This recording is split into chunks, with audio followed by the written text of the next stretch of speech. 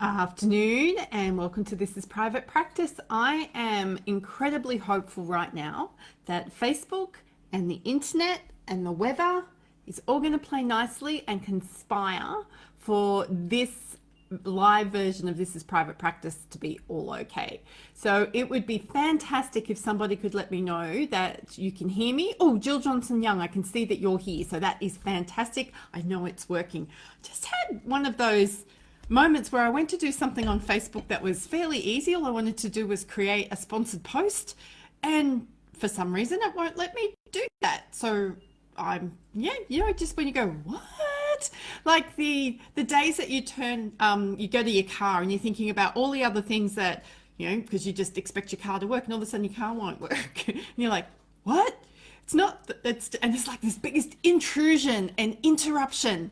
Or when you've got a really big presentation to do, and the thing I was scared about yesterday, which didn't happen by the way, but it has happened before, where my PowerPoint slides are awesome. But if you've ever been in a training room with me or listened to me speak, you'll know I don't have a lot of words on my slides because nobody wants to sit there listening to me and reading words. Like, I'd rather you listen to me because I'll probably change the words that are up there anyway. But I have notes at the bottom of my PowerPoint just to prompt me, to help me make sure that I stay on focus and I stay on track and I get the key points across. And I was presenting on brand new topic for me yesterday, well, to a room. It's a topic I speak on all the time. But I wanted to make sure that, I stayed on time and stayed focused, and because it was all on self-care. So, I could speak on that forever, but that my notes had disappeared and I was just going to be falling apart and having a mess. Or your coffee machine doesn't want to work anymore, or you're sitting there writing in client session, for those of us who still use a pen and a piece of paper, which is actually good for our brains, and your pen runs out just as the client is getting to the really meaty, important part of what's going on, or your business partner has a bit of a furphy and you're kind of going, what the hell's going on here? All of these things that come at us and interrupt us and kind of put us off kilter. And the point of me talking about all of this and why I wanted to use that Facebook experience is because things, as business owners, things like this come at us all the time. And I was so surprised when I was away for a month how much stuff I didn't have coming at me all the time. And it wasn't just because someone else was making my food and cleaning up after me, which I love, by the way, but it was just the lack of relentless noise about make a decision about this, decision about that, do this, do that, problem over here, this isn't working, that's not working, how do we do this, what are we going to do there, opportunity here.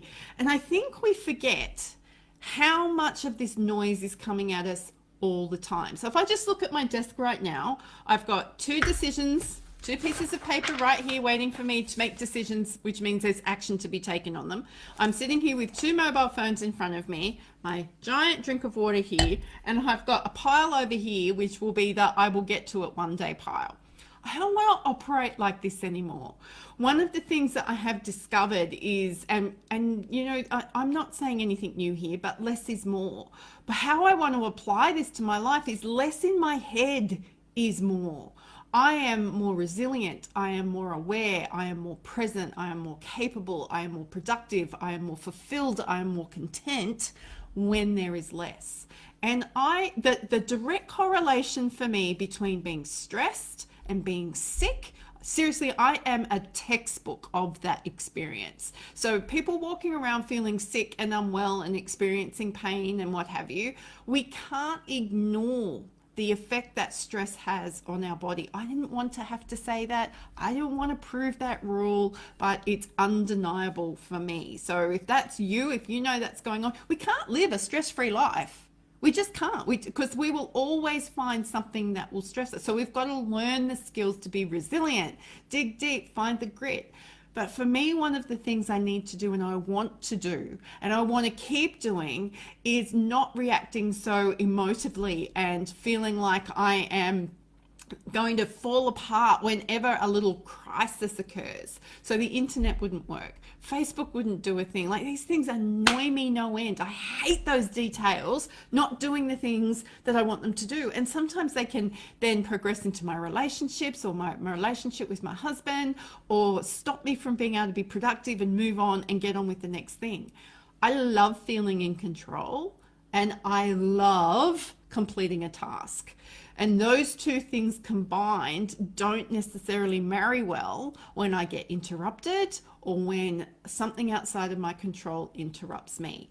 And I know I'm not alone, and I know there are people watching, and I know that might have been a harsh word for one or two, but I think those of us who really, really enjoy being in control, and those of us who know that task interruption is a problem for us, you don't have to have ADD to have a problem with task interruption. You can be human and have a problem with task interruption. This thing that we think we do by having 20 tabs open, plus our phone, plus a client in front of us, plus trying to write something over here all at the same time, we think we're being productive. We're actually being harmful. We're actually not helping ourselves, and we're not being fair to the people around us.